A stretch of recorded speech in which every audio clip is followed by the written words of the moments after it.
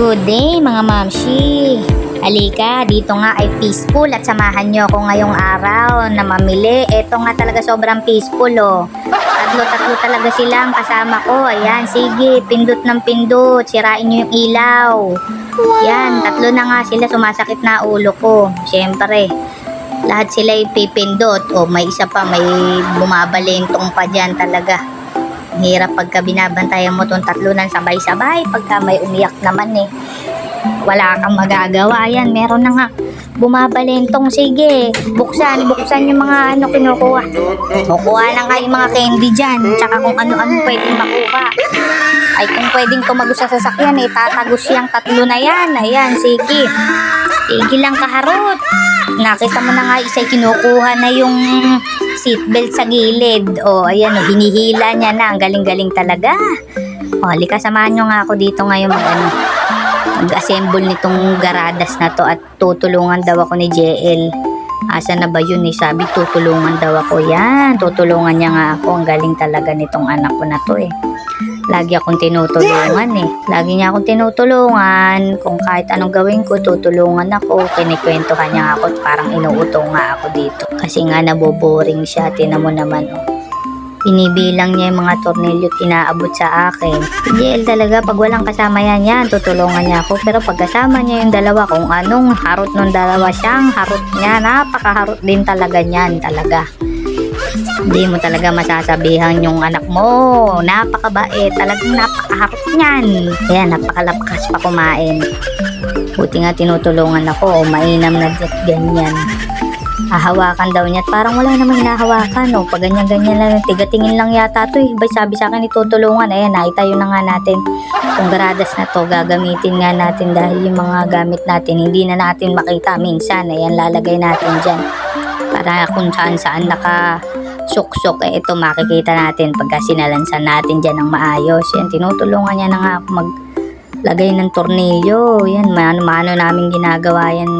Dalawa kami. Ako inaano ko lang ng kamay ko dahil papahigpitan ko na lang sa papa niya. Mahalaga eh, na-assemble namin yan. Tatlo yan eh. So, tatlo yan i-assemble ko. Sabay-sabay kong i-assemble yan. Lalagyan ko ng mga gamit, mga anik-anik. Yan.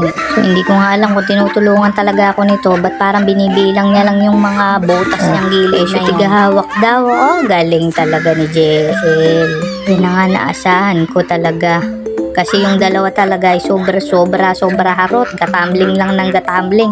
Tulog nga niyan. Kaya ako ay nakakapag-ayos niya. Kasi pag gising yun ay talagang susuot dyan yun. Hindi mo mapipigilan. Mag-iiyak. Hindi mo naman sila syempre pwedeng pagalitan ng sobra. Nakakaawa din pagka umiiyak. Kaya ay nahayaan mo na lang. Minsan lang naman yung mga bata talaga eh. Maharot. Hindi mo maiiwasan yan sa mga bata. Natural sa kanila ang maharot dahil nga first time nila sa mundo.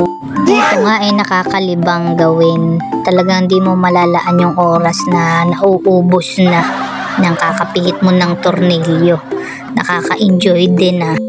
Hindi ko nga rin napansin. Ito pala patapos na ako eh. Parang wala na si JL. Hindi ko na nakita. Naku, natakasan na nga ako. Napakagaling talaga niya. Ito, samahan nyo nga ako mamlansya. Nakita nyo naman, napakarami kong paplansyahin ngayon. Yan nga ang pamasok ni JL sa school.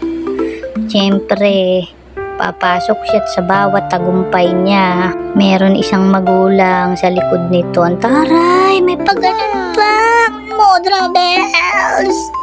Siyempre nakakaiyak pagka minsan nakakuha siya ng award. Akala mo naman talaga maraming award. Nakikita mo nakaka-achieve yung anak mo ng mga magagandang bagay, naiiyak ka. Ewan ko ba, siguro napaka-drama ko lang talaga. Kayo, hindi nyo ba nararanasan yun? Siyempre, diba, nakaka-proud eh.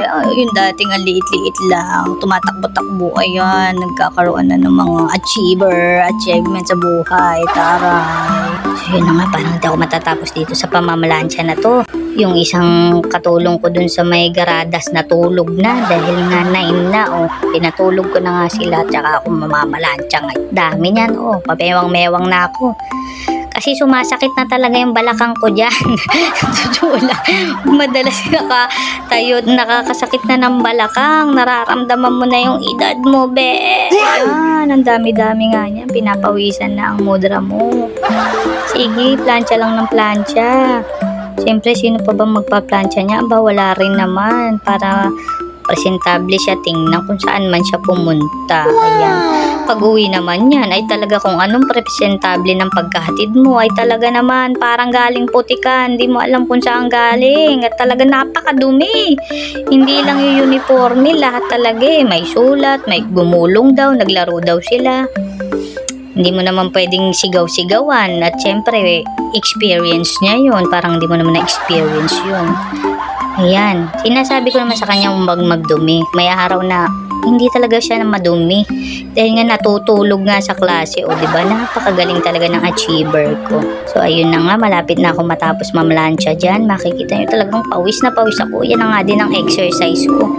Siyempre mag-e-exercise ka pa ba sa dami ng ginagawa mo? Yung mga nag-e-exercise dyan. Napaka-bilib ako sa inyo. Ayan. Ayan. Thank you.